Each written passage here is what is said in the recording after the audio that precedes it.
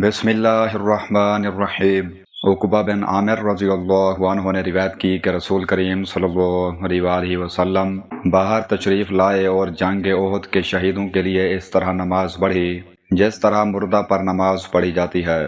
پھر آپ ممبر پر تشریف لائے اور فرمایا، آخرت میں تم سے آگے جاؤں گا اور میں تم پر گواہ ہوں گا، واللہ میں اپنے حوض کو اس وقت بھی دیکھ رہا ہوں اور مجھے زمین کے خزانوں کی کنجیاں دی گئی ہیں، یا فرمایا کہ زمین کی کنجیاں دی گئی ہیں، اور اللہ کی قسم میں تمہارے متعلق اس سے نہیں ڈرتا کہ تم میرے بعد شرک کرو گے، بلکہ مجھے تمہارے متعلق یہ خوف ہے کہ تم دنیا کے لیے ایک دوسرے سے آگے بڑھنے کی کوشش کرنے لگو گے۔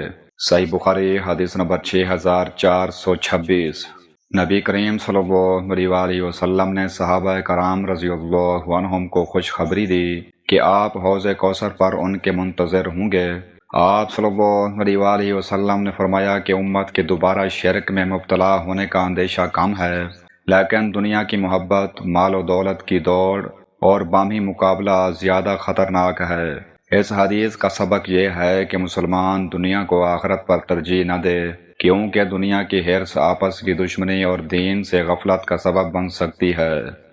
حضرت ابو ہریرہ رضی اللہ عنہ نے بیان کیا کہ رسول اللہ صلی اللہ علیہ وآلہ وسلم نے فرمایا، اللہ تعالیٰ فرماتا ہے کہ میرے اس مومن بندے کا جس کی میں کوئی عزیز چیز دنیا سے اٹھا لوں اور وہ اس پر ثواب کی نیت سے صبر کر لے تو اس کا بدلہ میرے یہاں جنت کے سوا اور کچھ نہیں۔